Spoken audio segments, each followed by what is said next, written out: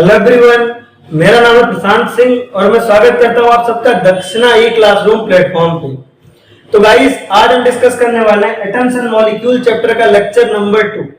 Lecture number 1 में यानी कि लास्ट लेक्चर में हम डिस्कस कर रहे थे अबाउट एटम्स कि एटम्स क्या होते हैं, है ना।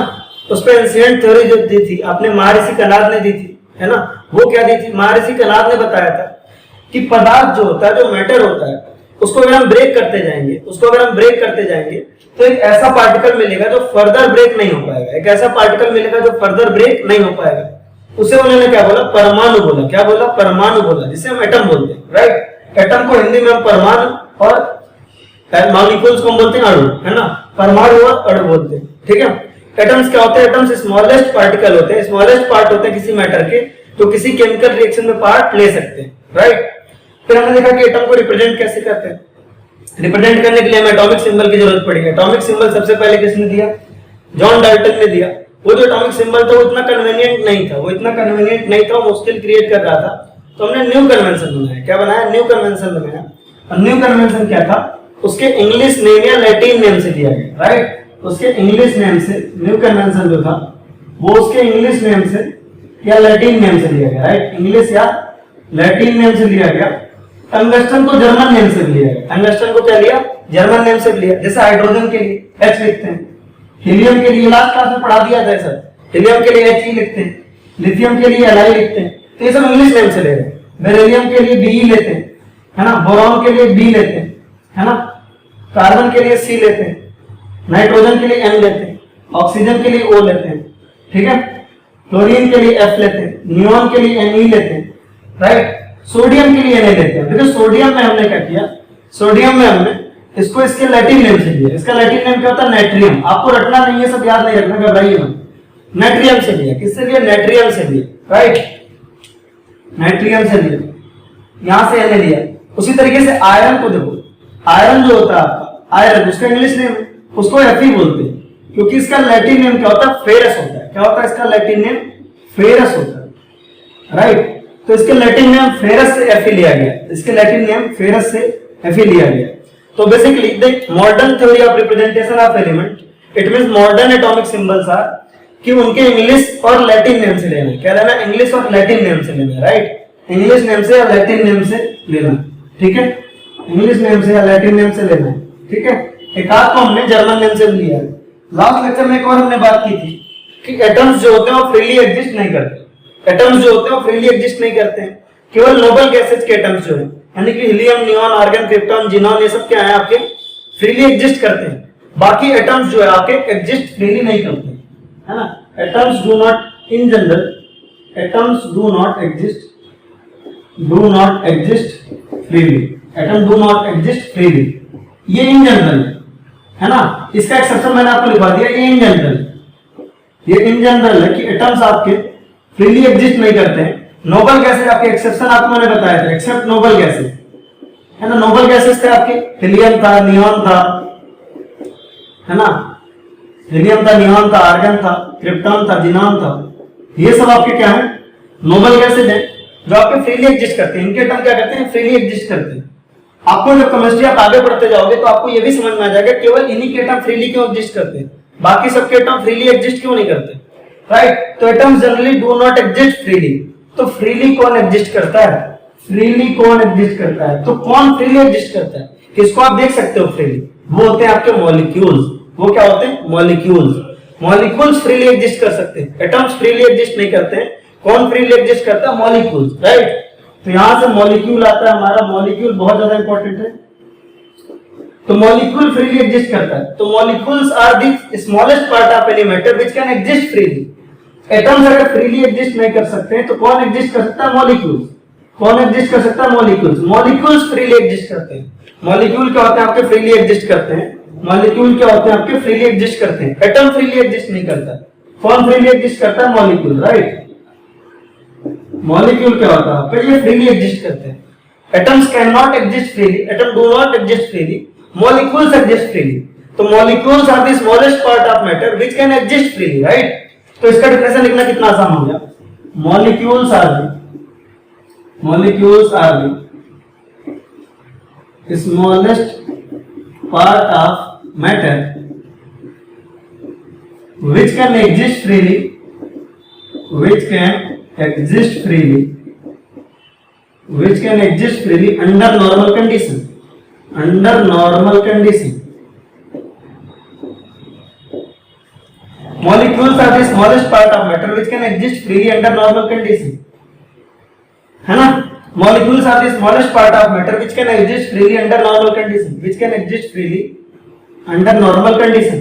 Molecules क्या है? Smallest part of matter which can exist freely, है ना? आपने देखा कि एटम फ्रीली एग्जिस्ट नहीं कर पा रहे थे, तो मॉलिक्यूल क्या कर सकते हैं? आपके फ्रीली एग्जिस्ट कर सकते हैं, मॉलिक्यूल आपके फ्रीली एग्जिस्ट कर सकते हैं, एटम्स आपके फ्रीली एग्जिस्ट नहीं कर रहे थे, atoms do not exist freely in general जो है atoms do not exist freely except helium, neon, argon, krypton, xenon, they are noble gases, right? Atoms of noble gases exist freely. तो कौन freely exist कर रहा था? Molecule. Molecules are the smallest part of matter which can exist freely, right? Under normal condition, under ordinary condition, right? They can exist freely. Example H2। तो hydrogen के दो atom मिलकर के ये बना H2, ठीक है? Example P4, example O3, example O2, example CO2, है ना? Example CH4। ये सब क्या आपके मॉलिक्यूल है, ये फ्रीली एग्जिस्ट करते हैं। क्या करते हैं? फ्रीली एग्जिस्ट करते हैं। ये क्या करते हैं? फ्रीली एग्जिस्ट करते हैं, राइट? तो molecules are the smallest part of matter which can exist freely under normal condition. For example hydrogen, phosphorus, oxygen, है ना? ओजोन, सॉरी, ऑक्सीजन, CO2, ये सब क्या मॉलिक्यूल्स है, ठीक है? क्या क्या मॉलिक्यूल ऑफ हाइड्रोजन, ये क्या है? Molecule of hydrogen, molecule of hydrogen. ये क्या है? Molecule of phosphorus, molecule of phosphorus, ठीक है? इस तरीके से आप बता सकते हैं। तो molecules are the smallest part of matter which can exist freely, atom आपके फ्रीली एग्जिस्ट नहीं करते हैं। तो जैसे हमने मॉलिक्यूल पढ़ा वैसे ही हम पढ़ सकते हैं आपका, है ना? वैसे ही हम पढ़ सकते हैं एटॉमिसिटी। इसी में हम पढ़ेंगे टॉपिक एटॉमिसिटी। एटॉमिसिटी बहुत ज्यादा इंपॉर्टेंट है, पूछा भी जा सकता है आपसे कि एटॉमिसिटी क्या होता है। एटॉमिसिटी क्या होता है?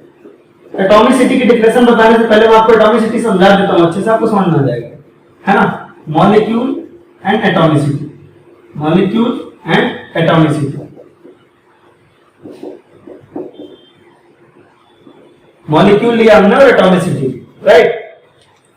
एटॉमिसिटी क्या होती है कि कितने एटम प्रेजेंट है। जैसे एक मॉलिक्यूल लिया हमने H2, तो H2 में देखो हाइड्रोजन के कितने मॉलिक्यूल है? 2। सॉरी, हाइड्रोजन के कितने एटम है? 2। यहाँ पे 2 लिखा है, मतलब हाइड्रोजन के कितने एटम है? 2। तो इसकी एटॉमिसिटी क्या हो जाएगी? 2, कि इसमें कितने एटम है, किसी मॉलिक्यूल में कितने एटम है, वो क्या होता है? एटॉमिसिटी।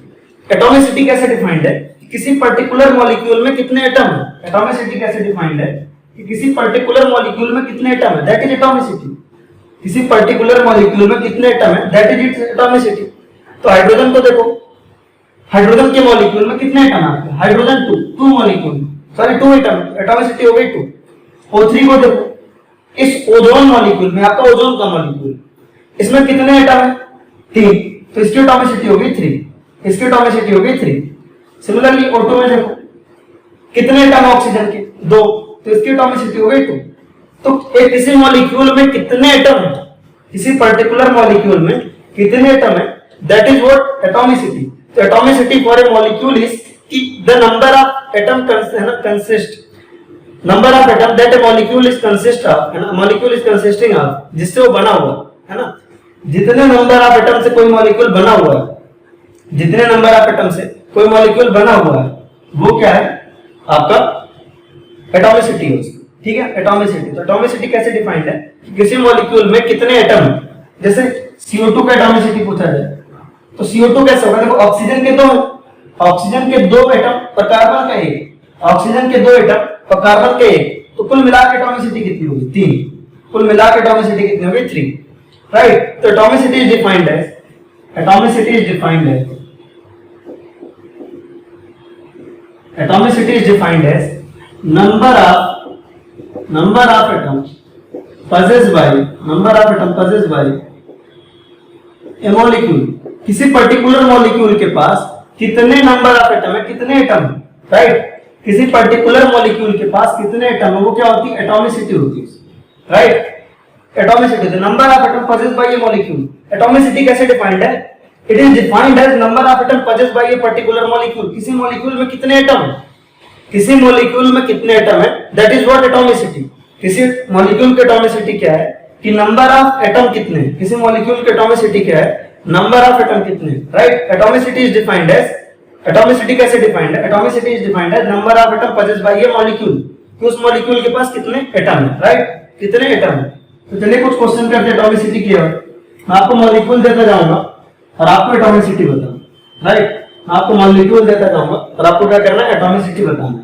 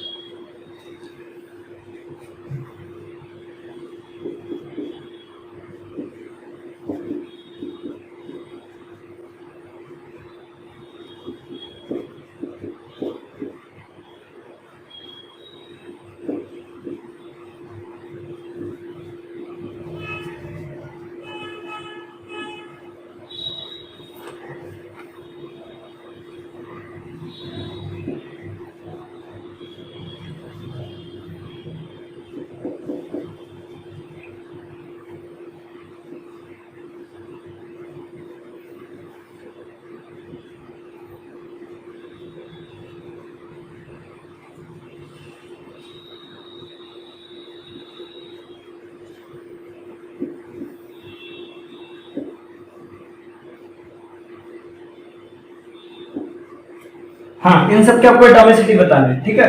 तो बहुत सिंपल सा सवाल है, 2 कौड़ी का क्वेश्चन है, 2 मिनट में हो जाएगा, ठीक है। नंबर ऑफ एटम बताना है आपको, नंबर ऑफ एटम, एटॉमिसिटी बतानी है। किसी मॉलिक्यूल के पास कितने एटम है वो उसकी क्या हो जाएगी, एटॉमिसिटी हो जाएगी। क्या हो जाएगी, एटॉमिसिटी हो जाएगी। तो यहाँ देखो नाइट्रोजन आपका 2 है ना, इस मॉलिक्यूल में कितना नाइट्रोजन है 2, तो कितने एटम हो गए टोटल 2। तो इस मॉलिक्यूल की एटॉमिसिटी हो गई 2, राइट। नाइट्रोजन का नंबर कितना है 2, तो एटॉमिसिटी हो गई 2, राइट। नाइट्रोजन का नंबर कितना है 2, तो एटॉमिसिटी हो गई आपकी 2, ठीक है। एटॉम का नंबर हुआ 2। यहां देखो 1 कार्बन और 4 हाइड्रोजन। कार्बन के कितने एटम है 1, कार्बन के कितने एटम है 1, हाइड्रोजन के कितने एटम है 4। कार्बन के एटम 1 और हाइड्रोजन के एटम 4 है ना, कार्बन के एटम 1 और हाइड्रोजन के एटम 4, तो कितने हो गए टोटल 5, 4 + 1 5। एटॉमिसिटी कितना हो गई 5 हो गई, राइट। एटॉमिसिटी कितनी हो गई 5 हो गई। हीलियम का देखें, हीलियम जो है मैंने बताया था आपको, नोबल गैसेज जो होते हैं लाइक हीलियम हो गया है ना, नियॉन हो गया, क्रिप्टॉन हो गया, जिनॉन हो गया, रेडॉन हो गया, ये सब क्या है, फ्रीली एग्जिस्ट करते हैं। तो ये एक सिंगल एटम के फॉर्म में एग्जिस्ट करेंगे, इनका एटम फ्री एग्जिस्ट करेगा। तो इस मॉलिक्यूल में कितने एटम है, 1, तो इसकी एटॉमिसिटी हो गई सिंपल 1, इसकी एटॉमिसिटी सिंपली क्या हो गई 1 हो गई। इसमें देखिए कार्बन के 6 एटम, कार्बन के 6, हाइड्रोजन के 12 और ऑक्सीजन के 6। कार्बन के 6, हाइड्रोजन के 12 और ऑक्सीजन के 6, टोटल 12 से 18 से 24 है ना। कार्बन के 6, हाइड्रोजन के 12 और ऑक्सीजन के 6, टोटल मिला के कितने हो गए 24 हो गए। कितने हो गए टोटल 24 हो गए, राइट। टोटल 24 हो गया। यहां देखें कार्बन के 2 और हाइड्रोजन के कितने 6, कार्बन के 2 और हाइड्रोजन के कितने 6, कुल मिला के कितने हो गए, कुल मिला के कितने हो गए 8 हो गए। एटॉमिसिटी कितनी हो गई इसकी 8 हो गई। फास्फोरस के 4 एटम, एटॉमिसिटी क्या हो गई 4 हो गई। सल्फर के कितने एटम है 8 एटम है ना, ऐसे 8 एटम, एटॉमिसिटी कितनी हो गई 8 हो गई है ना। यहां देखो सल्फर के कितने 6, तो 6 हो गई। यहां नाइट्रोजन का 1 एटम है और हाइड्रोजन के कितने एटम है 3, नाइट्रोजन का 1 और हाइड्रोजन का कितना 3, नाइट्रोजन का 1 और हाइड्रोजन का कितना 3, ठीक है। नाइट्रोजन का आपका 1 और हाइड्रोजन का कितना 3, तो ओवरऑल हुआ आपका 4। यहां देखो ऑक्सीजन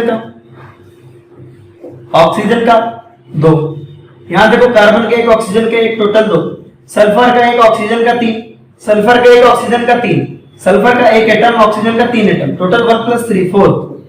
यहां देखें सल्फर का 1 एटम और ऑक्सीजन का कितना 2 एटम, 1 + 3 कितने हो जाएंगे 3। क्रोमियम ऑक्साइड का देखें क्रोमियम का 1 एटम और ऑक्सीजन का 3, तो हो जाएगा टोटल 4, CrO3 टोटल कितना हो जाएगा 4।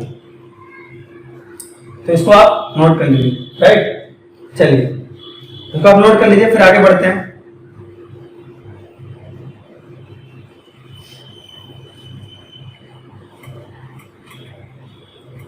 हमने अभी एटम्स एंड मॉलिक्यूल को बिल्कुल ब्रीफली देखा, राइट। अभी हमने एटम एंड मॉलिक्यूल का क्या किया, बिल्कुल ब्रीफली देखा है कि एटम्स क्या होते हैं, मॉलिक्यूल्स क्या होते हैं, राइट। एटम्स क्या होता है, मॉलिक्यूल क्या होती है, एंड एटॉमिसिटी क्या होती है, ठीक है। अब हम देखेंगे लॉज ऑफ केमिकल कॉम्बिनेशन। क्या देखेंगे, लॉज ऑफ केमिकल कॉम्बिनेशन, कि केमिकल कॉम्बिनेशन के लॉज कौन से है ना, कौन कौन से लॉज। तो हम पढ़ेंगे laws of chemical combination, laws of chemical combination. नाम में लिखा हुआ है कि किसके लॉ है, केमिकल कॉम्बिनेशन के, है ना। यानी कि जब दो मॉलिक्यूल केमिकली कंबाइन करेंगे तब कौन कौन से नियम पालन होंगे, है ना। तो basically rules related to these are rules related to chemical combination या chemical reaction, chemical combination या chemical reaction या combination।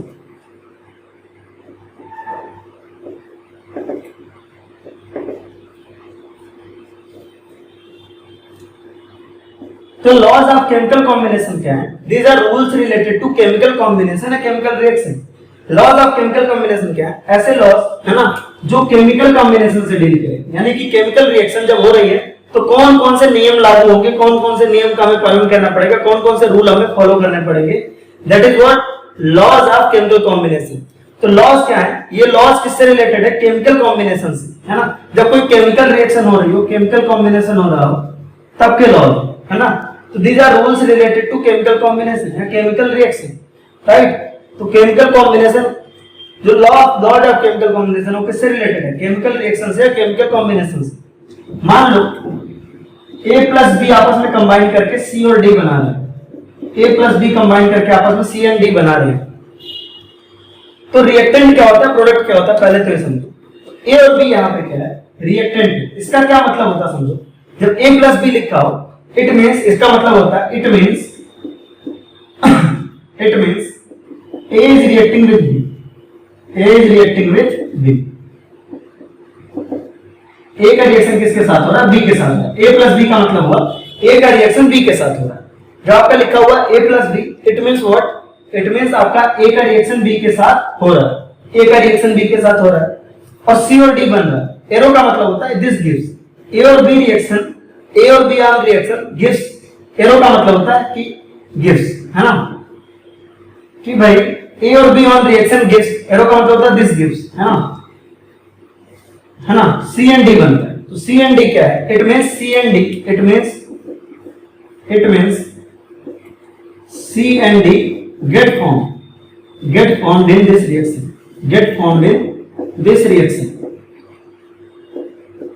ठीक है। तो A और B का आपस में रिएक्शन हुआ, C और D बना, A और B का आपस में रिएक्शन हुआ, C और D बना, ठीक है। A और B का आपस में रिएक्शन हुआ, C और D बना, ठीक है। इसका मतलब क्या हुआ, इधर वाला क्या है, आपस में रिएक्शन करके C और D बना रहे हैं। तो जो रिएक्शन करते हैं इधर वाले क्या करते हैं, रिएक्शन करते हैं, तो इनको हम क्या कहते हैं, रिएक्टेंट कहते हैं, इनको हम क्या कहते हैं, रिएक्टेंट्स कहते हैं। और जो बनता है उसे हम कहते हैं प्रोडक्ट, क्या कहते हैं, प्रोडक्ट्स। तो इस पर्टिकुलर रिएक्शन में रिएक्टेंट्स कौन से हैं जो रिएक्ट करेंगे, इस पर्टिकुलर रिएक्शन में रिएक्टेंट कौन से हैं आपके, रिएक्टेंट्स हैं आपके। अभी मैं आपको सिंपली बता रहा हूं कि केमिकल कॉम्बिनेशन क्या होता है, केमिकल रिएक्शन क्या होता है, राइट। केमिकल रिएक्शन का मैं आपको ब्रीफ बता रहा हूं, फिर मैं आपको लॉज बताऊंगा कि कौन कौन से हमने को लगेंगे। Chemical reaction, basically chemical reaction के बेसिक पार्ट हम डिस्कस करते हैं। इसके बाद हम देखेंगे कि कौन कौन से लॉज हमें यहाँ पे फॉलो करने, कौन कौन सा नियम हमें मानना है, राइट। ये हमारा केमिकल रिएक्शन का बेसिक पार्ट है ना। अब ध्यान देंगे रिएक्टेंट क्या होते हैं, रिएक्टेंट क्या करते हैं, जो रिएक्ट करते हैं एक दूसरे से ना। रिएक्टेंट्स क्या करते हैं, रिएक्टेंट्स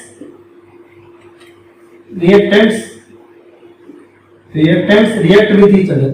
रिएक्टेंट्स कौन से होते हैं, reactants reacts with each other, reactants react with each other to form product. तो प्रोडक्ट वो होता है जो बनता है।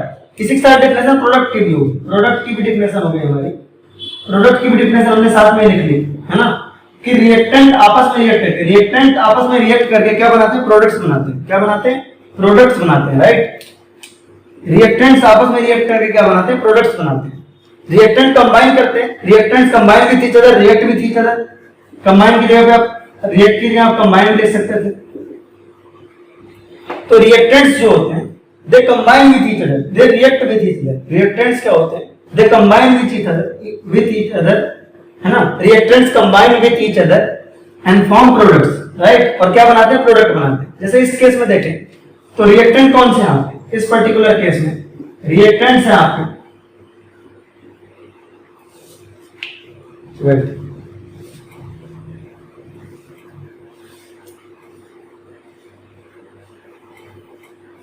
इस पर्टिकुलर केस में रिएक्टेंट्स हैं आपके ए एंड बी, क्योंकि ए एंड बी कंबाइन कर रहे हैं। ए एंड बी क्या है? रिएक्टेंट है। इस पर्टिकुलर केस में क्या है? ए एंड बी रिएक्टेंट है। एंड प्रोडक्ट्स क्या है आपके?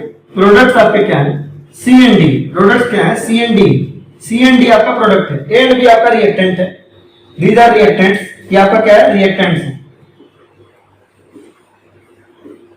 एंड सी एंड डी क्या है? आपका प्रोडक्ट्स है, राइट। क्या है? प्रोडक्ट्स है इस पर्टिकुलर केस में। तो A and B reacting with C and D, and so A and B are reacting with each other to form C and D. A and B react कर रहे हैं दूसरे से, तो वो आपस में क्या हुआ? रिएक्टेंट हुए, और ये क्या हुआ? आपका प्रोडक्ट हुआ, राइट। ये क्या हुआ? प्रोडक्ट हुआ, ठीक है। चलिए अब इससे एकदम आपको छोटा छोटा एग्जांपल देता हूं। आपको रिएक्टेंट और प्रोडक्ट पहचानना पड़ेगा। रिएक्टेंट और प्रोडक्ट आपको पहचानना पड़ेगा, बहुत आसान है, तो है ना। आप बताइएगा, चलिए CaO plus CO2 gives CaCO3, ठीक है। C plus O2 gives CO2, है ना। PbNO3 covered twice on heating gives PbO plus NO2 plus O2। आपको इनमें रिएक्टेंट और प्रोडक्ट पहचानना है, तो जाहिर सी बात है कि जो रिएक्ट कर रहा है ये आपका रिएक्ट कर रहा है, ये रिएक्टेंट हुआ। क्या हुआ? रिएक्टेंट हुआ। ये रिएक्टेंट हुआ, ये रिएक्टेंट हुआ। और बन कौन सा रहा है? बन रहा आपका CaCO3, तो ये क्या हुआ? प्रोडक्ट हुआ। क्या हुआ? प्रोडक्ट हुआ।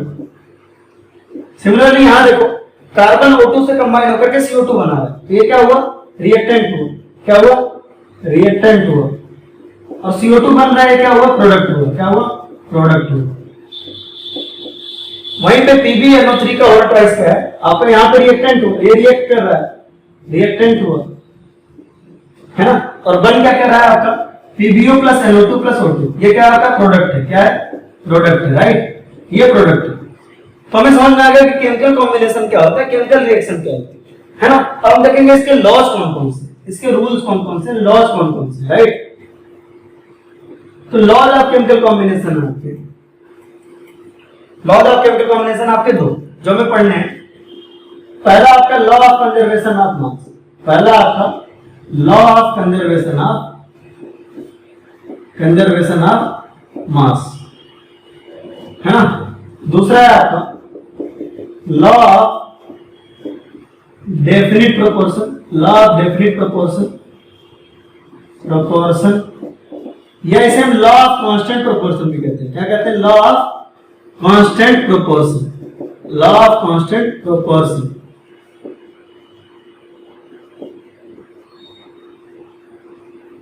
राइट।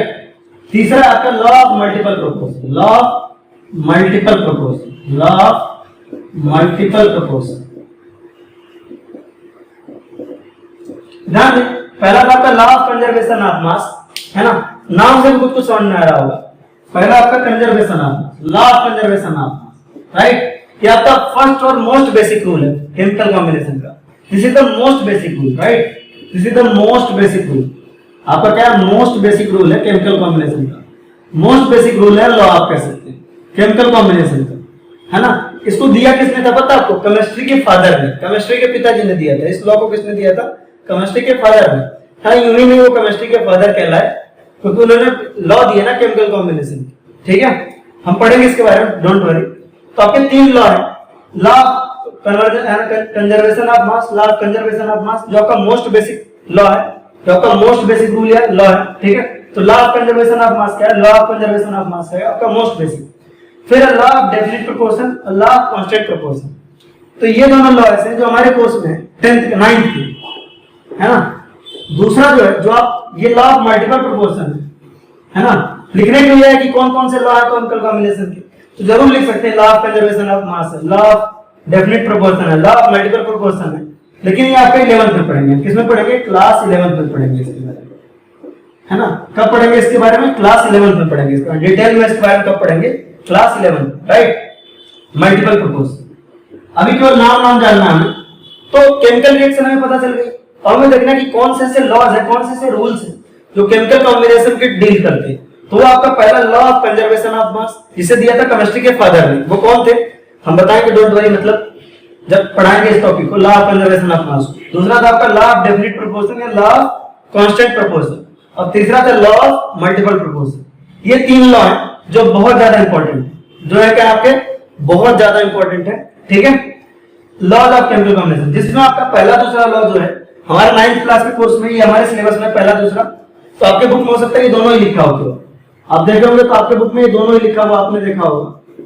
तो ये दो आपके कोर्स में, और ये थर्ड वाला आपके कोर्स में नहीं है, राइट। थर्ड वाला आपके कोर्स में नहीं है, ठीक है।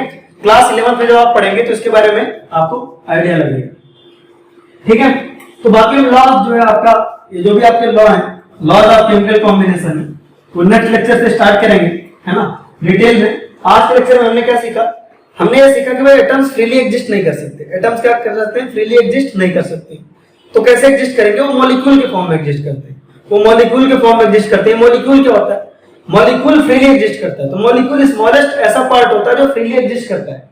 Molecule is the smallest part of matter. Molecule is the smallest part of matter which can exist freely, which can exist freely under normal condition. जो नॉर्मल कंडीशन में क्या कर सके? फ्रीली एग्जिस्ट कर सके, है ना। तो molecules are the smallest part of matter, molecules are the smallest part of matter which can exist freely under normal condition, which can exist freely under normal condition, जो नॉर्मल कंडीशन में freely exist कर सके। तो molecules क्या है आपके? Molecules are the smallest part of any matter which can exist freely. For example H2 हो गया, O2 हो गया, है ना, P4 हो गया, S8 हो गया, S6 हो गया, H2 हो गया, N2 हो गया, O2 हो गया, O3 हो गया। हमने फिर पढ़ा था एटॉमिसिटी क्या होती है। किसी मॉलिक्यूल में जितने एटम होते हैं वो क्या होते हैं? उसकी एटॉमिसिटी कहलाती है। किसी मॉलिक्यूल में जितने एटम होते हैं उसकी क्या कहलाती है? एटॉमिसिटी कहलाती है। जैसे H2 को देखो तो उसमें 2 एटम है तो उसकी एटॉमिसिटी होगी 2। CO2 को देखो तो उसमें 3 एटम है, कार्बन का 1 ऑक्सीजन का 2, तो उसकी एटॉमिसिटी हो गई 3। S8 को देखो, सल्फर के 8 एटम है तो एटॉमिसिटी हो गई 8, ठीक है। एटॉमिसिटी बहुत आसान लगी। फिर हमने पढ़ा लॉज ऑफ केमिकल कॉम्बिनेशन, उसको लिखा है 3 लॉ है। Law of conservation of mass जो आपका मोस्ट बेसिक रूल है, केमिस्ट्री के पिताजी ने दिया है, अगले में पढ़ेंगे, अगले लेक्चर में पढ़ेंगे। दूसरा था आपका लॉ ऑफ डेफिनिट प्रोपोर्शन या कांस्टेंट प्रोपोर्शन, और तीसरा था लॉ ऑफ मल्टीपल प्रोपोर्शन जो क्लास 11th में आप देखेंगे, ठीक है। तो केमिकल कॉम्बिनेशन क्या है? बेसिकली केमिकल रिएक्शन, उसमें रिएक्टेंट होता है, प्रोडक्ट होता है। रिएक्टेंट एक दूसरे से कंबाइन करते हैं और प्रोडक्ट बनाते हैं, ठीक है। तो आज के लेक्चर में हमने बेसिकली एक लेक्चर नंबर 1 और 2 मिला करके एटम्स एंड मॉलिक्यूल की बेसिक थ्योरी कवर कर ली है, और हमारा चैप्टर तेजी से भागेगा, है ना। और कुछ इंपॉर्टेंट चीजें आने वाली है। ये लेक्चर बहुत ज्यादा इंपॉर्टेंट होगा, ये चैप्टर ही पूरा आपका बहुत ज्यादा इंपॉर्टेंट होगा, क्योंकि atoms and molecule in structure of atom का आगे चल के बहुत यूज है। आप पहला दूसरा चैप्टर भूल भी जाएंगे तो आपका काम चल जाएगा, लेकिन मतलब ऐसा नहीं कि आपको भूलना है, लेकिन वो इतना ज्यादा इंपॉर्टेंट नहीं आएगा आगे। लेकिन ये वाले जो चैप्टर्स है वो बहुत ज्यादा इंपॉर्टेंट है। Atoms and molecule in structure of atom, उसको बिल्कुल सही से अपने को पढ़ना है। तो मन लगा के पढ़ते रहिए। ओलंपियाड का भी बुक ले लीजिए, उसको भी साथ में सॉल्व करिए, ठीक है। खूब मेहनत करिए। एनसीईआरटी तो करिए, रेफरेंस बुक भी करिए, ओलंपियाड वाली भी किताबें करिए। तो जितना टाइम है उसको सही से यूटिलाइज करें, मेहनत करें गाइस। टेक केयर, मिलेंगे अगले लेक्चर में गाइस, ठीक है। Take care, tata, bye bye.